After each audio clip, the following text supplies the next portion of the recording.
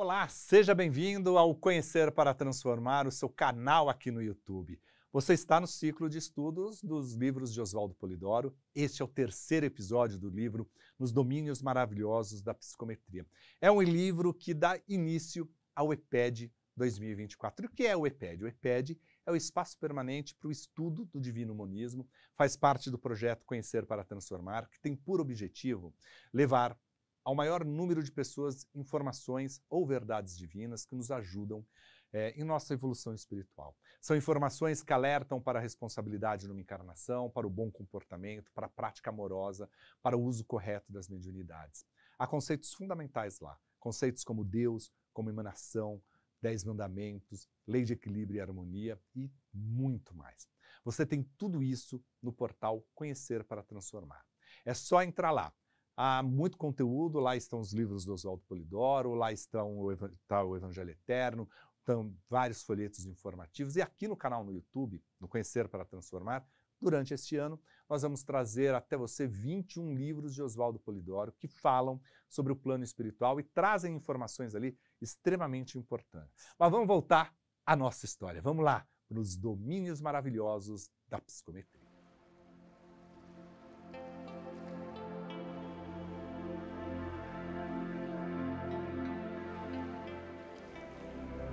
Nos domínios maravilhosos da psicometria, tem Zainer como protagonista. Ele é um médium com o dom da psicometria, começou a frequentar sessões, a trabalhar espiritualmente após o desencarne da sua mulher. Aliás, depois de um bom tempo da morte física dela. Você viu nos episódios anteriores que Zainer e Rosália, eles não compreendiam muito, né, como um jovem casal que se amava tanto teve que sofrer com a doença da Rosália.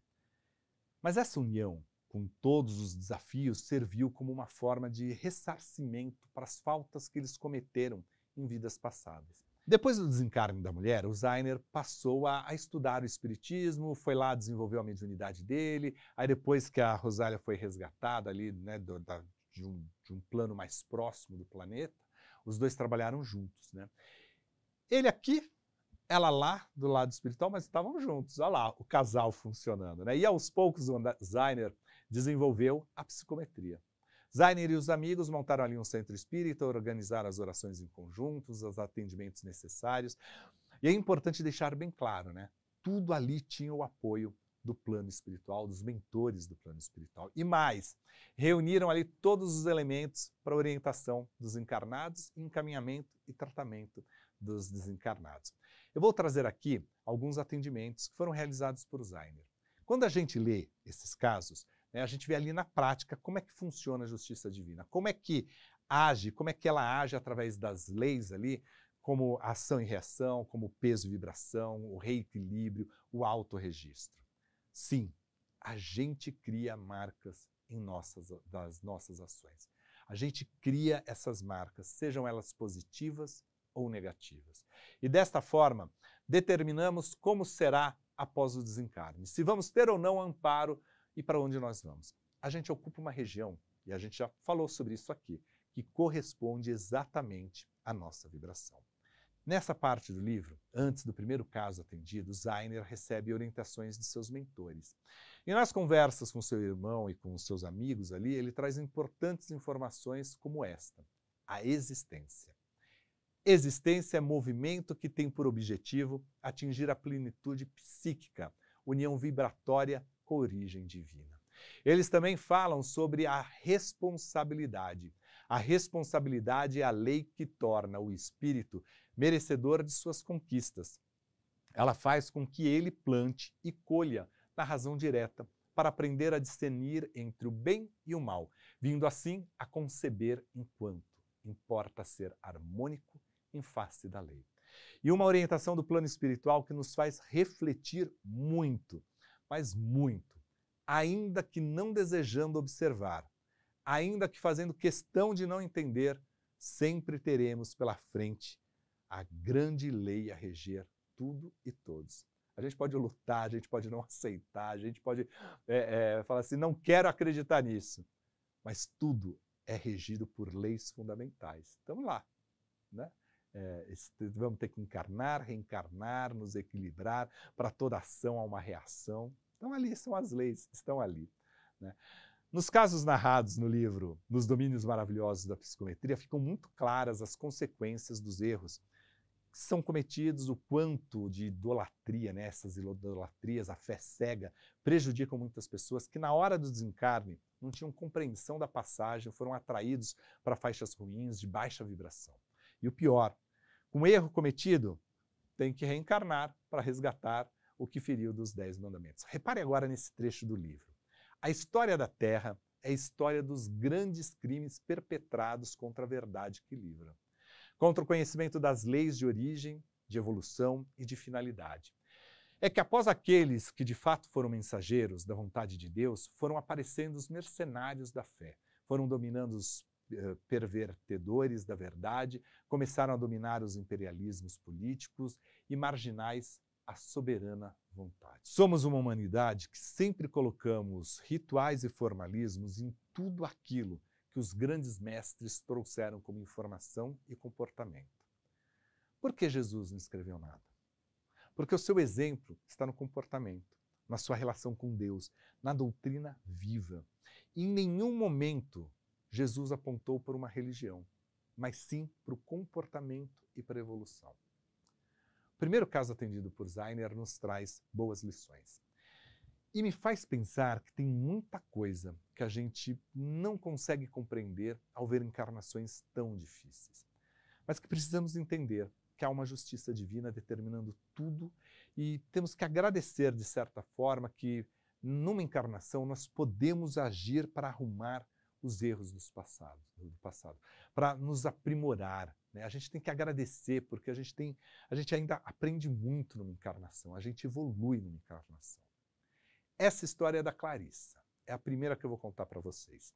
Clarissa era uma jovem aleijada dos pés, tinha muita dificuldade para se locomover e por isso mesmo ela mandou um par de brincos para ser psicometrado ali pelo Zainer. O Zainer apanhou aquele par de brincos, aquele objeto, fez uma oração e começou a ver a jovem andando de muletas pelo seu quintal. Logo depois, ele viu a sua infância, a vida passada, e na vida passada, a Clarissa foi uma poderosa e truculenta rainha que mandou muitas pessoas para a tortura e para a morte, e muitas vezes por motivos políticos. Em vidas anteriores, além dessa daí, né, não foi muita coisa diferente não. Muito pelo contrário, ela semeou discórdia, ela promoveu assassinatos, ela perseguiu as pessoas. E aí, né, o que faz? Na atual encarnação, a lei e a justiça forçam o equilíbrio, a busca por informação espiritual, tudo que ela negou lá atrás, né? Tem uma frase que a gente não pode esquecer. Na reencarnação, a lei e a justiça funcionam e o espírito ressarce suas faltas e evolui. O relato das dificuldades encontradas por Clarissa se transformou num assunto ali de quem estava na oração. E algumas pessoas chegaram a ter pena dela. Durante esse atendimento, durante essa vidência, o mentor designer fez questão de ressaltar: pena maior causaria se estivesse nas trevas, sem a possibilidade de reencarnar para resgatar as faltas e ir forjando sua edificação, sua autoglorificação. Clarissa foi orientada a ler bons livros para ter ali o conhecimento, para enfrentar melhor essa sua encarnação e sair do plano material muito melhor do que nas outras encarnações. Afinal, esse era um momento importante na sua trajetória espiritual. Seria através dessa vida ali que ela conseguiria pagar parte de todo o sofrimento que ela causou em diversas encarnações. Uma oportunidade de dividir, de diminuir a sua dívida. Porque a gente não paga de uma vez só, não. Às vezes a gente se compromete tanto que, ó, é ali a prestações, encarnação pós-encarnação. O plano espiritual pediu que um recado chegasse até a Clarissa. Procure agir nos quadros do amor e da sabedoria. Afinal, né, a doutrina que ela procurava estar ali, né, se fundamentava, né, era baseada na lei, no amor, na revelação, né? E o recado terminou de uma forma bem contundente. Procure conhecer, e conhecendo, se faça mansa e humilde, o quanto possa, desejoso de auxiliar o próximo. Isso vale para todos nós. Né? Que possamos ser mansos, que possamos ser humildes, e isso não significa ser simplório, submisso, passivo, aquele que não luta pelos seus objetivos. É agir com amor, é agir com carinho, né? Ter carinho no trato com as pessoas, respeitar a si, respeitar ao próximo. E aí você vai falar, como fazer isso? Simples, está ali ó, nos 10 mandamentos. É você ter um bom comportamento, uma boa relação com a sua espiritualidade, sabendo que o primeiro mandamento, eu sou o Senhor teu Deus, não há outro Deus, na sua relação com isso, de não fazer imagens quaisquer para as adorar, de ter um dia na semana para descanso e recolhimento. Está ali, ó. Essas são as suas, no mínimo, suas relações com Deus e com o plano espiritual. E aí depois você tem nas suas relações com você e com o próximo. Quer não matar, quer não roubar, quer não falar mentira, quer não dar falso testemunho, quer não cometer adultério. É viver em equilíbrio, viver da melhor forma possível, respeitando a si e respeitando ao próximo, com amor, como Jesus nos ensinou. Bom, depois de alguns dias, a Clarissa fez questão de ir pessoalmente ao centro espírita onde um designer trabalhava ali como médium, né? E, bom, ali mais alguns detalhes das suas vidas vieram à tona e isso ajudou muito ela. Clarissa ouviu do plano espiritual que os pais dela, né, eles tinham um costume de falar que ela era muito nervosa em função das limitações físicas, né? E aí o plano espiritual virou e falou assim, calma, essa é a sua personalidade. Você é impetuosa, você é voluntariosa e você é violenta.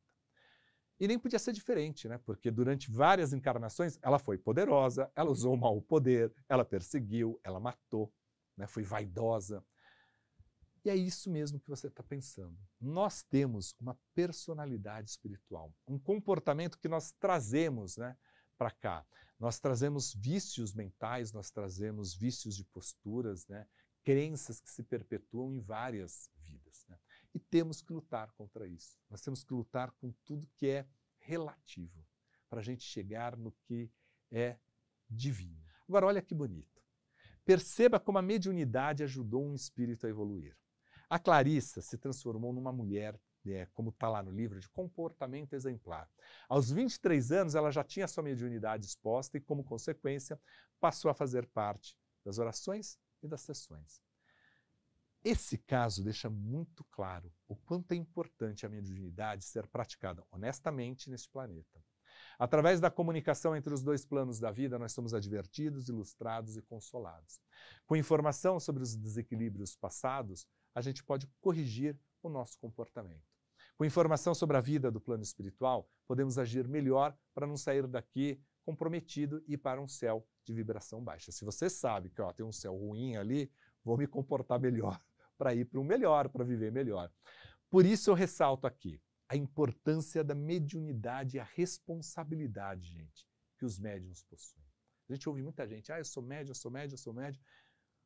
Que não tenha isso como vaidade, que tenha isso, gente, apenas como sou uma ferramenta do plano espiritual e vou fazer o meu melhor para o meu irmão. E com certeza estarei me beneficiando.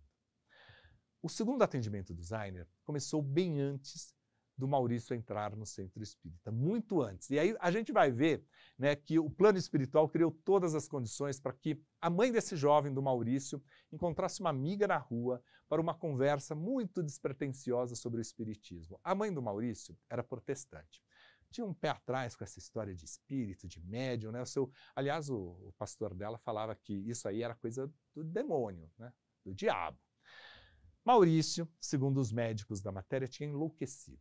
Né? Aos 18 anos, ele passou a andar sozinho, fugindo de todos, procurando os cantos, escondendo o rosto. Ele estava internado no manicômio. A amiga da mãe disse, né, para que aquela família deveria procurar o espiritismo. E a resposta foi contundente: olha, não vou, somos crentes.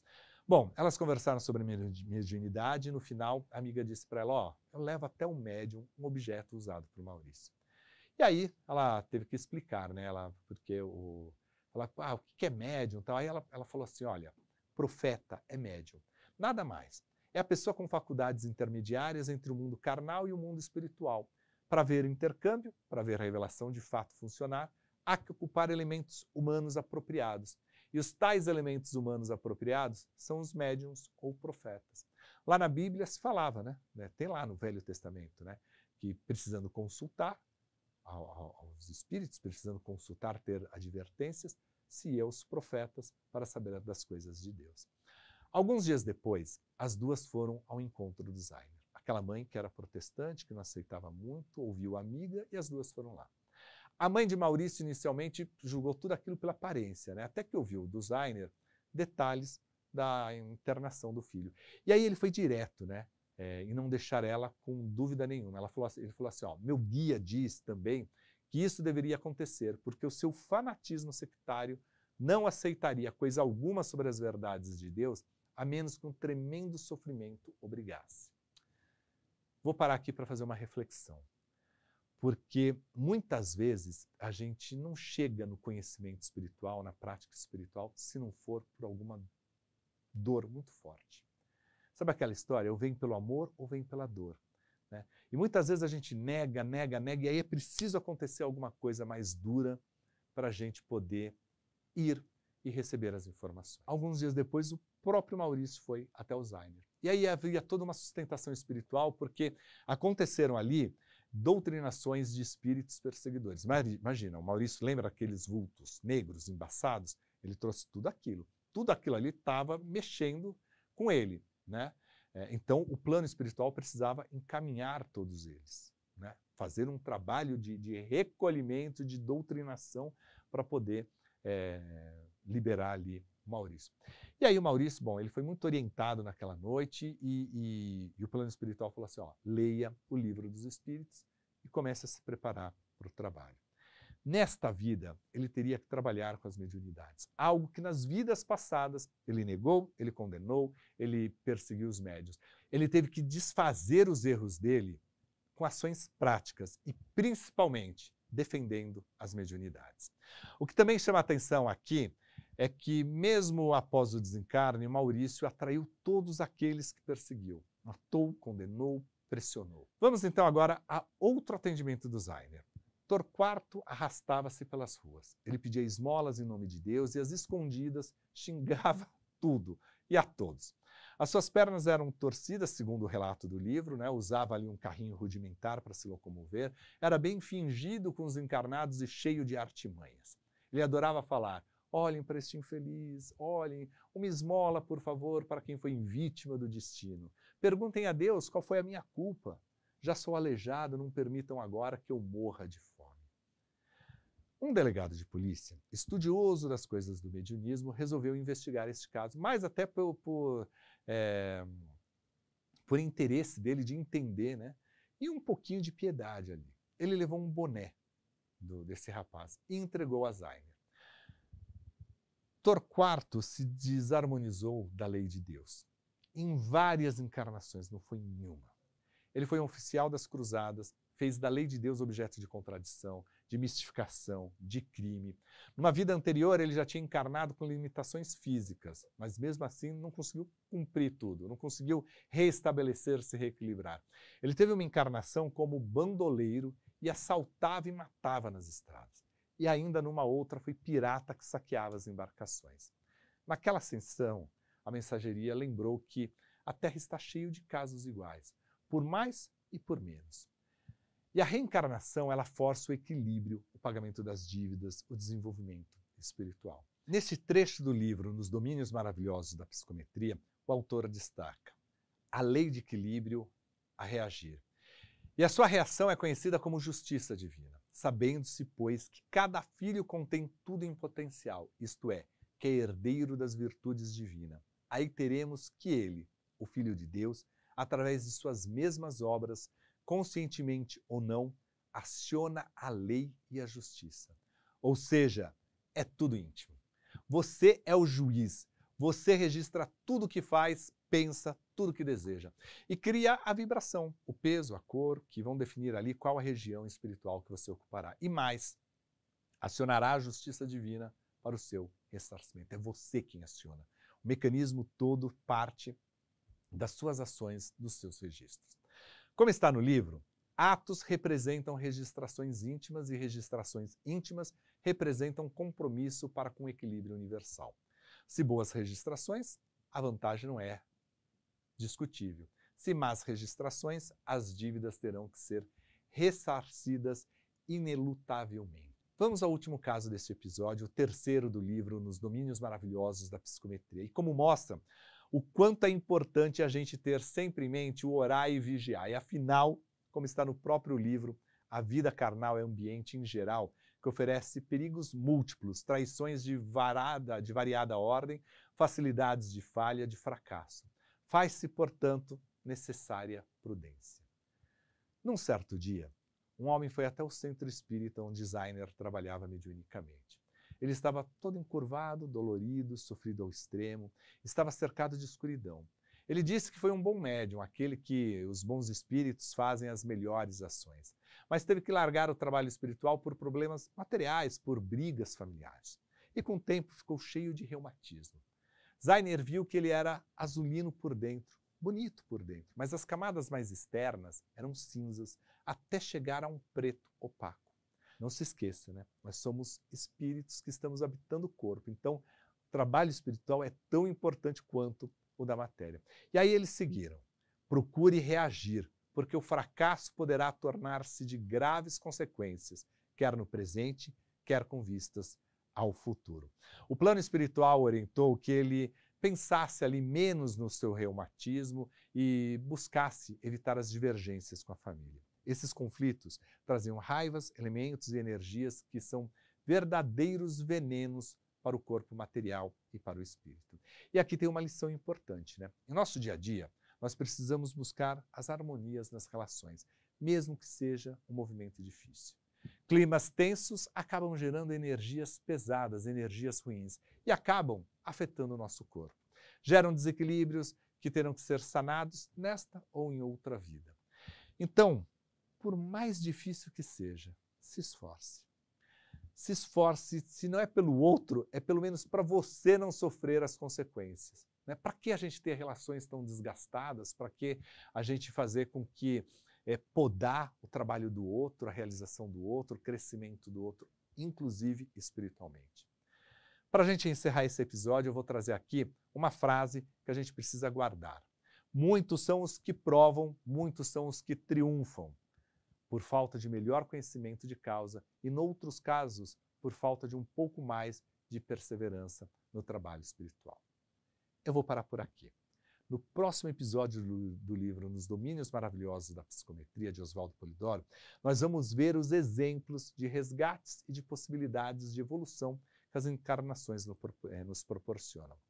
Se você está gostando desse vídeo, dê um like, curta, compartilhe, faça sua inscrição aqui no canal Conhecer para Transformar. Você também tem muito conteúdo sobre a nossa espiritualidade no site Conhecer para Transformar. Entre lá, navegue, tem todos os livros do Oswaldo Polidoro, tem os folhetos, tem muita informação sobre conhecimentos divinos.